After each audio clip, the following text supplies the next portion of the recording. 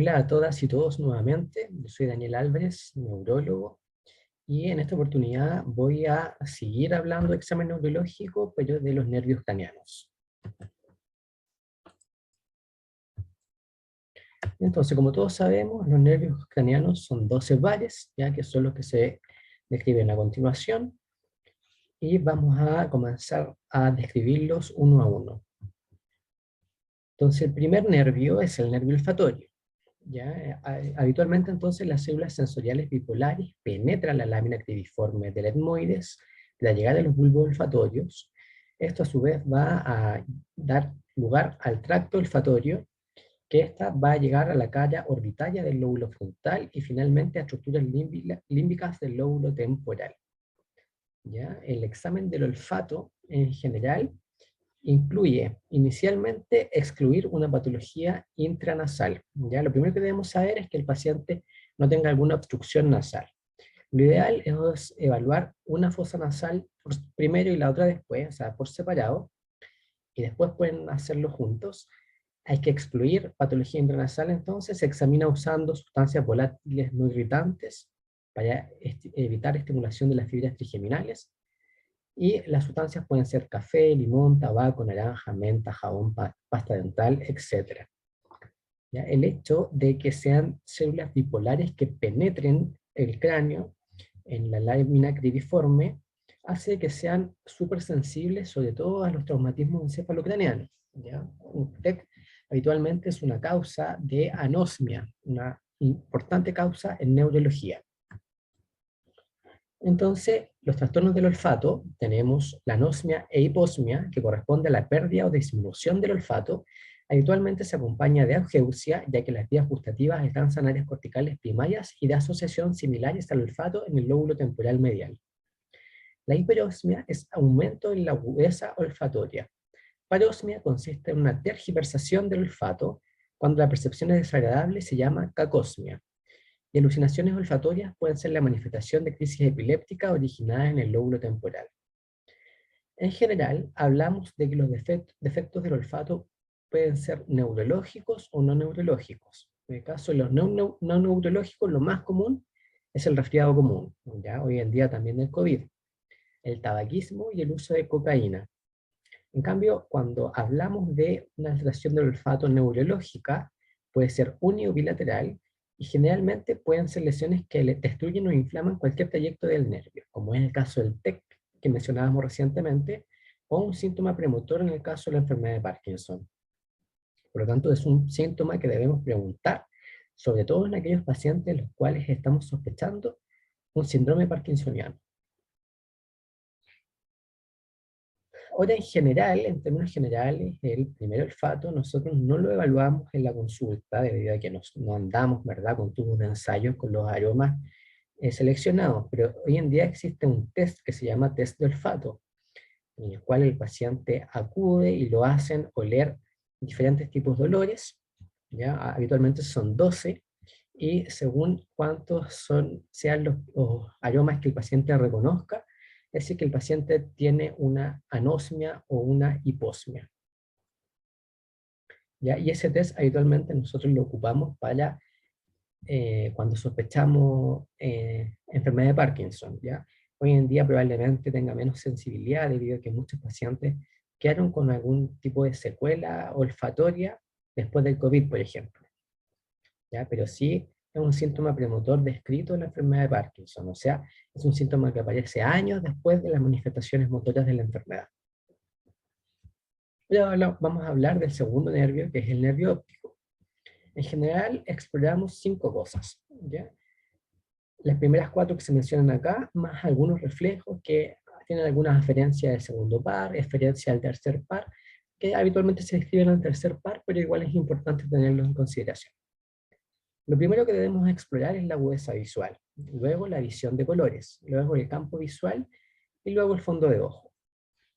Entonces, la agudeza visual depende de la visión central o macular y se debe realizar en cada ojo por separado. Para ello, necesitamos las tablas de Snellen, que habitualmente se deben ubicar a 6 metros de distancia del paciente, y el paciente debe reconocer entonces las letras o signos que se describen en la tabla. Si el paciente no es capaz de reconocerlos, debemos ocupar la visión cuentadedos, o sea, mostrarle al paciente cuántos dedos de acá, cuántos dedos de acá, y el paciente debe describirlos. Si no, visión de bultos, si no, visión de luz y sombra, y finalmente, si no es capaz de ver luz-sombra, ya sería catalogado como una ceguera. Para la elaboración de la visión de colores podemos utilizar las láminas de Ichihara, ¿ya? Donde le pedimos a los pacientes que reconozcan los números de esta lámina. ¿Ya? Otra forma de evaluar la visión de colores habitualmente es mostrando algún objeto de color rojo, debido a que el color rojo es uno de los primeros colores que se afectan, la saturación del color rojo, en patologías del nervio óptico como las neuritis ópticas. Luego el campo visual debe colocarse el explorador al frente del paciente de a unos 50-60 centímetros de distancia. Se explora cada ojo por separado y luego conjuntamente con estimulación simultánea. O sea, yo me coloco frente al paciente, si el paciente se va a tapar el ojo derecho, yo me tapo el ojo izquierdo. ¿Ya? Debemos taparnos el ojo en espejo. Y el paciente debe ser capaz de reconocer las estimulaciones en los campos visuales, ¿ya? En los 4 campos. Eso se hace en cada ojo y después se hace en forma simultánea. Esta forma de evaluar el campo visual solo se puede realizar en paciente que coopera, ¿ya? En el paciente que no coopera debemos realizarle el reflejo de amenaza, ¿ya? Que es donde acercamos con la mirada lateral y central algún objeto o la mano, la palma de la mano, y el paciente debe pestañear, ¿verdad? Eso quiere decir que el paciente está viendo el hemicampo. Ahora, la vía visual está compuesta por el nervio óptico, ¿verdad? Después el quiasma, después el tracto óptico, el cuerpo geniculado y las radiaciones ópticas que van a llegar hasta la corteza visual. Por lo tanto, cualquier lesión de la vía óptica puede generar algún defecto visual, que son los que se observan acá en la figura de la derecha. Por ejemplo, una lesión en A, que sería el nervio óptico, va a producir una amaurosis de ese mismo ojo. Una lesión en B, que habitualmente puede estar determinada por los microadenomas o los adenomas hipoficiarios, ¿verdad? Habitualmente los macroadenomas, se va a correlacionar con una hemianopsia heterónima, ya habitualmente bitemporal, como se observa acá. O sea, el paciente no ve ambos campos temporales. En cambio, las lesiones retroquiasmáticas ya van a ser hemianopsias u cuadrantopsias homónimas, ya dependiendo de cuánto se afecte de esta vía visual. Este es el examen del campo visual en general no es tan fácil de entender como a primera instancia, así que yo igual les recomiendo que busquen algunos videos, ¿ya? Para que les quede bien claro cómo se evalúa el campo visual. Y finalmente el fondo de ojo, ¿verdad? Sabemos que el fondo de ojo es la única manera de ver el campo visual en el sistema nervioso, ¿ya? Es mediante el fondo de ojo, en donde debemos identificar vasos con expresión radiada, venas gruesas y oscuras, arterias delgadas y claras, ¿ya? Entonces las arterias son las más delgaditas, ¿verdad? Y las venas son las más gruesas. ¿Ya? Debemos llegar hasta la papila, que se debe ver con bordes netos, en un color rosa pálido, ya que es el sitio donde emerge el nervio óptico. Y hacia temporal debemos observar un área de rosado un poco más intenso, que es la fovea, ¿ya? Donde se encuentra la mácula, que es la que nos permite la visión central. Entonces, en general, el fondo de ojo nos permite descartar edemas de papila, ¿ya? Y el edema de papila es súper importante en neurología porque hace referencia a cuadros de hipertensión endocraniana. Entonces tenemos algunos síndromes clínicos, el edema de papila, como lo mencionaba anteriormente, la neuritis óptica, que se caracteriza porque existe instalación aguda de efecto visual, habitualmente en un ojo, acompañado de dolor orbitario, y si la lesión es retrovulvar, el fondo de ojo puede ser normal. Puede tener el reflejo de Marcus-Hahn y discromatopsia, que vamos a ver a continuación. Habitualmente se pierde la saturación del rojo inicialmente, por eso es que les decía que es importante evaluar el color rojo en estos pacientes. O sea, lo que se le pide al paciente es ver con un ojo, el paciente, es decir, con el ojo normal se ve rojo intenso, cuando ve con el otro ojo se ve un rojo más pálido, como un rosado. Otras patologías pueden ser neuropatías isquémicas, neuropatías compresivas, o los cuadros de amaurosis fugax, que es cuando se produce una pérdida transitoria de la visión de un ojo, y habitualmente es manifestación de un TIA, ¿verdad? Un trastorno isquémico transitorio, ¿ya? Por oclusión de algún territorio carotídeo. ¿Ya? Entonces siempre hay que considerar la amaurosis fugax como un TIA. Ahora vamos a pasar al sistema oculomotor, que está determinado por el tercer nervio, que es el oculomotor, ¿verdad? El cuarto, que es el troclear, y el 6, que es el abducens.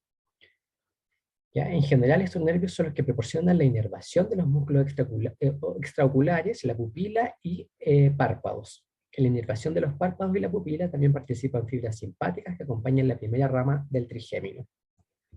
Entonces, la oculomotricidad. Debemos aprendernos que la mirada hacia afuera está determinada por el sexto par, ¿ya?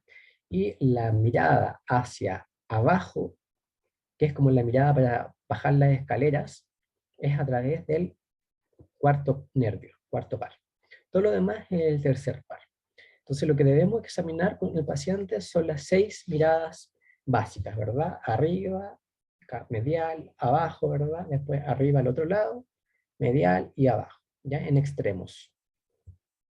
Con eso vamos a evaluar si es que exista paresia o parálisis de algún ojo, de algún músculo, ¿verdad? Extraocular. Entonces, importante además mencionar que los nervios craneales tienen vías supranucleares, que está por donde, arriba de donde sale el nervio, nuclear, que es el núcleo donde sale el nervio, ¿verdad? O infranuclear, que es la periferia, en el trayecto del nervio. Entonces, el tercer nervio es un núcleo ubicado en la porción rostral del mesencéfalo, ventral al cuarto ventrículo y el acueducto. Después de su emergencia atraviesa el seno cavernoso e ingresa a la órbita a través de la hendidura esfenoidal. Inerva el recto superior, inferior, interno, oblicuo menor y elevador del párpado. Provee fibras simpáticas provenientes del núcleo de Edinger-Westphal para la inervación de la pupila. El cuarto nervio es un núcleo situado anterior al acueducto de la unión mesencéfalo-protuberancial. Las fibras cruzan posterior y caudalmente al acueducto para deposarse y emerger en la parte posterior del tronco. Luego de un largo trayecto a través del puente y pedúnculos cerebrales entran en el seno cavernoso y hendidura esfenoidal. Inerva el músculo oblicuo superior, que es el que nos permite entonces la mirada hacia abajo para bajar las escalas. Y el sexto nervio es un núcleo localizado en la protuberancia y fibras cruzan seno cavernoso y hendidura esfenoidal y inerva el músculo recto externo, ¿verdad? Para mirar hacia afuera.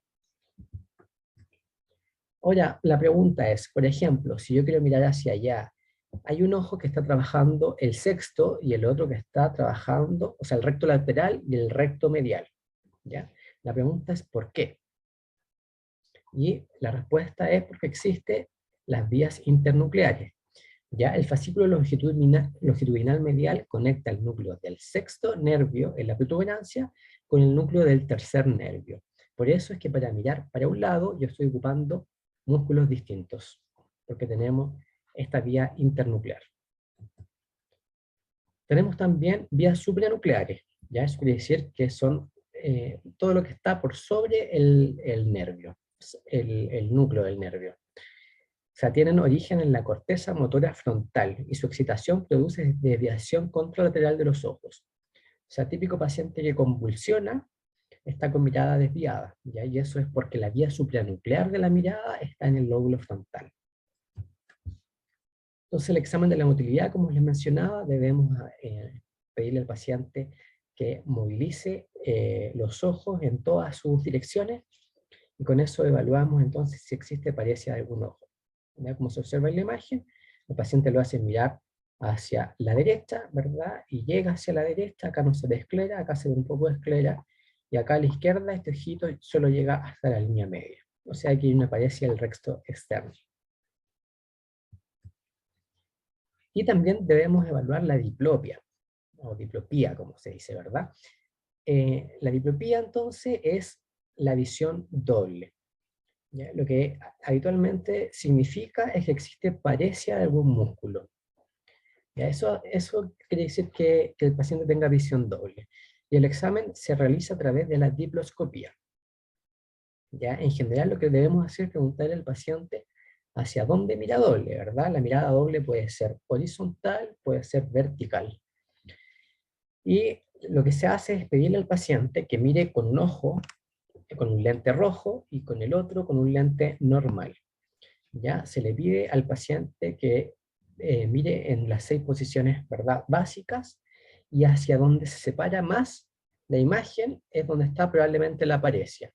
Por ejemplo, si yo tengo que mirar hacia acá, y hacia acá se separa la imagen, en cambio para acá se ve solo una. Probablemente la debilidad está en el recto externo del lado derecho o en el recto interno del lado izquierdo. Para saberlo, colocamos un lente de color. Entonces le preguntamos al paciente, ¿cuál es la imagen que más se separa? ¿La del color rojo o la del color normal? Si dice color rojo, entonces es este ojo. Si dice color normal, es este ojo. Y con eso vamos a saber entonces cuál es el músculo comprometido. También la diploscopía es un examen que hay que practicarlo, ¿verdad? Les recomiendo que vean videos porque probablemente no sea tan fácil de entender a la primera. Después el examen de la mirada conjugada, exploración de la mirada voluntaria a la orden, mirada sacádica y de seguimiento. Y en caso de aparición un nistagmus, que es un movimiento involuntario del ojo, se debe consignar características. Y el examen de la convergencia. Hay que pedir al paciente que mire lejos y luego que mire cerca, un objeto a 10 a 20 centímetros de distancia de la nariz, ¿verdad? Y debe consignarse la presencia de constricción pupilar, que es el reflejo de acomodación. Tenemos el otro reflejo, que es el óculo vestibular, que básicamente los óculos cefálicos es cuando nosotros, los ojos de muñeca que se llaman, cuando en un paciente con compromiso de conciencia le movemos la cabeza, los ojos giran contralateral, ¿verdad? Como le muestro ahí en la pantalla. Y el óculo vestibular es cuando nosotros estimulamos el nervio vestibular con agua fría en paciente en coma, se va a desviar el ojo hacia el lado de la estimulación. Y si lo hacemos con agua caliente, el ojo se va a desviar a la región contralateral a la estimulada. ¿Ya? Este examen nos sirve para diferenciar si el paciente está realmente en coma o está simulando un coma. Porque el paciente que esté en coma va a desviar la mirada con el agua, caliente o fría. En cambio, el paciente que no esté en coma va a producirse un nistagmus. La evaluación de la pupila. En condiciones fisiológicas son aproximadamente simétricas de 2 a 4 milímetros de diámetro, con diferencias no mayores a 1 milímetro. El tamaño de la pupila depende de las acciones antagónicas del esfínter del iris, que está controlado por fibras parasimpáticas, y las fibras dilatadoras, que está controlado por fibras simpáticas. El tercer nervio produce miosis, y el sistema simpático dilata la pupila. Explorar con linterna, solicitando al paciente que fije la visión para evitar el reflejo de acomodación, y se evalúa el reflejo fotomotor, consensual y de acomodación. Entonces es importante evaluar un ojo, ¿verdad? La estimulación de un ojo, que ese ojo produzca contracción y dilatación, y a la vez una reacción consensuada en el otro ojo, el estimulado. Entonces tenemos reflejo fotomotor, que es el reflejo de la luz, ¿verdad? Que la pupila se contrae con la luz. El reflejo consensual, cuando se ilumina la pupila de un lado, la contraria también se debe contraer. Y eso es por decusación de las vías. El reflejo de acomodación, que con visión de cerca entonces se produce una contracción de la pupila. El reflejo pupilo palpebral, que al cerrar con energía los párpados se contrae la pupila. Reflejo ideomotor, o sea, si un paciente está en una habitación oscura e imagina que hay una luz, se debe producir una contracción de la pupila. Y el reflejo cilioespinal, cuando se pellizca fuerte la piel del cuello, se produce dilatación de la pupila ipsilateral. Esos son algunos reflejos entonces mediados por el tercer par. Entonces el reflejo fotomotor, la aferencia es el segundo nervio y la eferencia es tercer nervio. Por eso es que yo también lo mencioné en la evaluación del segundo nervio. Alteraciones de las pupilas. Tenemos la discoria, que es una alteración en la forma del ojo, como observamos acá. Ya la pupila no es redondeada, sino que es asimétrica. Miosis y midriasis, ¿verdad? Miosis, cuando la pupila está muy contraída, y midriasis cuando está dilatada, ¿verdad? El signo de Argyll-Robertson, que se caracteriza por una miosis, discoria, ausencia del reflejo fotomotor, pero con conservación del reflejo de acomodación. Entonces este es un signo que debemos buscarlo dirigidamente, sobre todo en los pacientes con neurosífilis. Si lo encontramos, debemos pedirle BDRL al paciente. Defecto pupilar aferente, que es el signo de Marcus-Kahn, es una respuesta al estímulo luminoso de un nervio óptico con defecto de conducción. ¿Ya? Para ello es indispensable la indemnidad de la vía visual contralateral para su aparición. Este reflejo se explora iluminando primero el ojo no afectado y luego el afectado, produciéndose una dilatación paradójica a la luz. Traduce una deaferentación relativa del núcleo de Edingar-Westphal por el efecto de conducción del nervio óptico.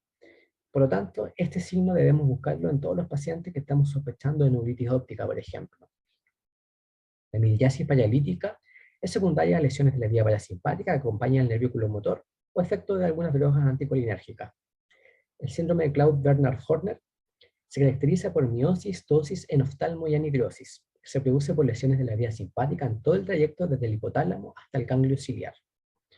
En la pupila de Addy es una pupila grande, habitualmente unilateral, no hay constricción a la luz y en la visión de objetos cercanos se aprecia una contracción tónica pero lenta. ¿Ya? Entonces esto es un Claude-Bernard-Horner, ¿ya? Miosis, tosis, enoftalmo. Ahora el párpado. ¿Ya? El párpado superior está elevado y mantenido en su posición de reposo por el músculo elevador del párpado, que está inervado, ¿verdad?, por el oculomotor.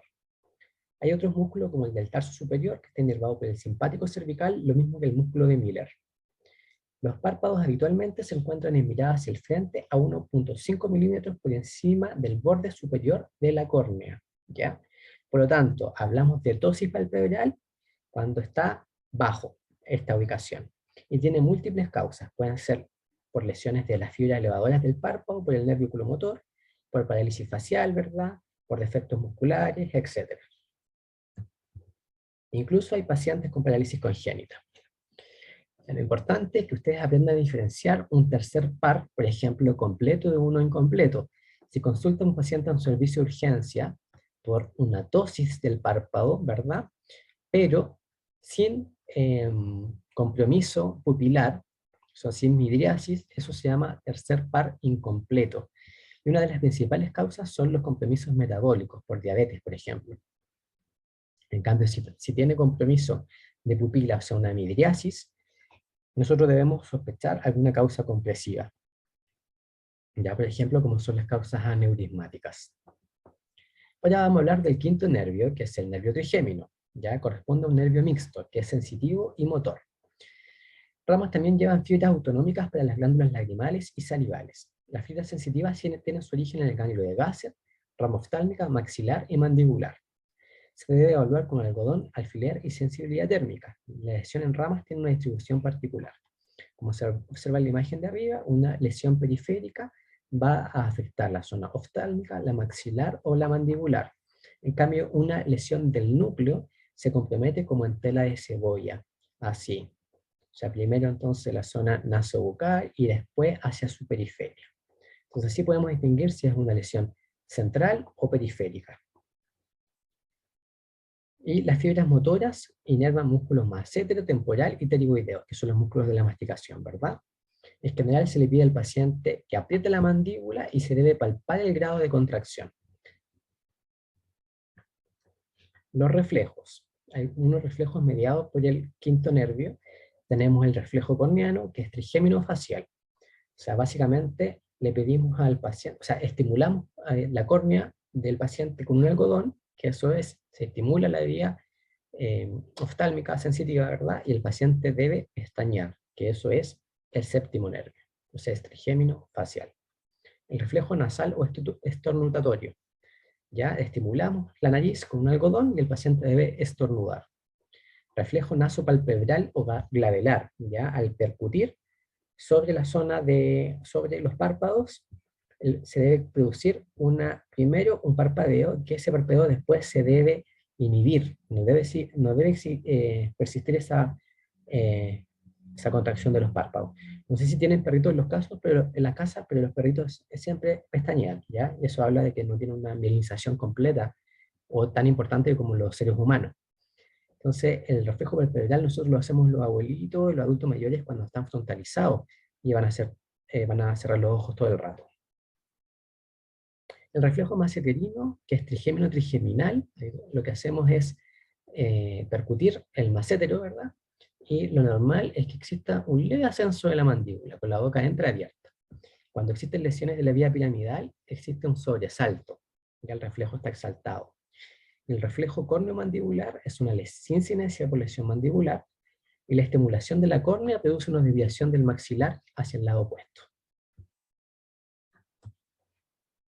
Ahora voy a hablar del nervio facial, ¿ya? Que es el séptimo nervio. Es un nervio mixto de predominio motor que inerva la musculatura de la cara. Las fibras centrales que lo inervan se cruzan desde el tracto piramidal en forma exclusiva para la porción inferior del núcleo. Para la porción superior del núcleo hay inervación piramidal, ipsi y contralateral. La fusión sensorial corresponde a los 2/3 anteriores de la lengua y es con los sabores elementales. Y la fusión secretora tiene relación con la secreción lagrimal y salivar. Entonces, habitualmente nosotros distinguimos dos tipos de parálisis faciales. Las parálisis faciales periféricas, que es donde se compromete toda la hemicara, y las centrales, cuando se comprometen los 2/3 inferiores de la cara. Sin embargo, hay que recordar que si el nervio facial se compromete en el núcleo, se presenta como tipo periférico, ¿ya? Como se observa acá en la imagen. Es tipo periférico, pero en verdad es central. Por lo tanto, ojo, no todas las parálisis faciales periféricas que vienen de urgencia hay que darlas de alta.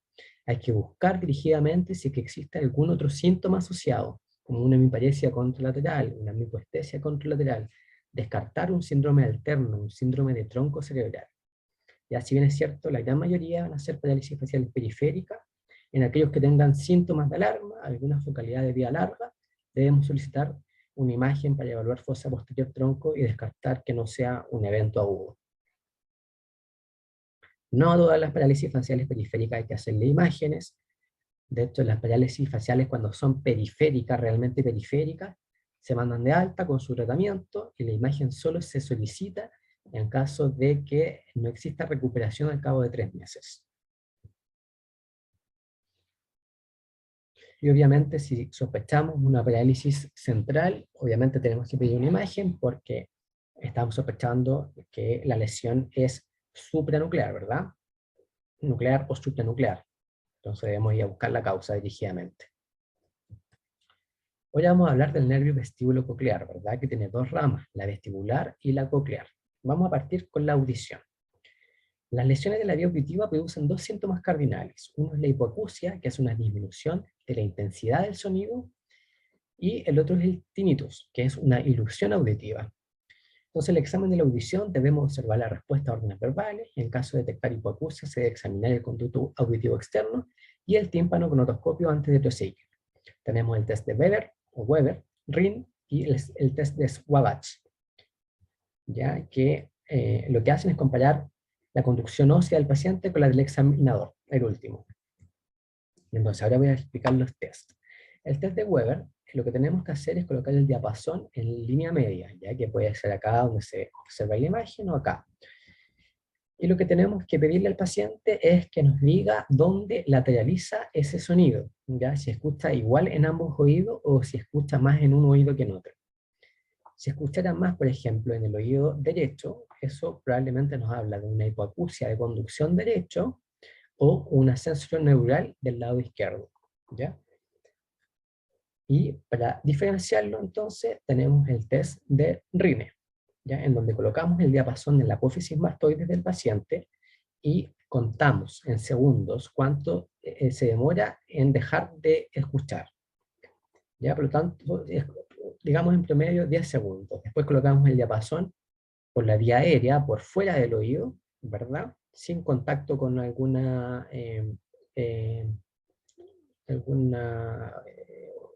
hueso de cráneo, ¿ya? Y debe el paciente escuchar el doble de tiempo.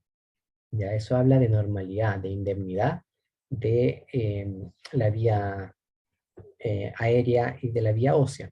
Ahora, cuando existe hipoacusia de conducción, habitualmente se escucha más la vía ósea que la aérea. Y cuando existe hipoacusia sensorio-neural, disminuyen ambas, ¿ya? Pero siempre hay predominio de la aérea por sobre la ósea. Entonces, este es en resumen, un cuadro de resumen que nos da las características de si es que a través de estos exámenes en una alteración neurosensorial o de la conducción. En cambio, la parte de equilibrio, ¿verdad? La rama vestibular, lo que debemos evaluar habitualmente son las manifestaciones clínicas de disfunción del sistema vestibular, que son el mareo, el vértigo y el desequilibrio. El vértigo es una sensación rotatoria, ¿verdad? Que puede ser del cuerpo subjetivo o del espacio, de lo que nos rodea, y ahí sería un vértigo objetivo. Y el sistema vestibular es examinado a través del examen de la postura, equilibrio y nistagmus.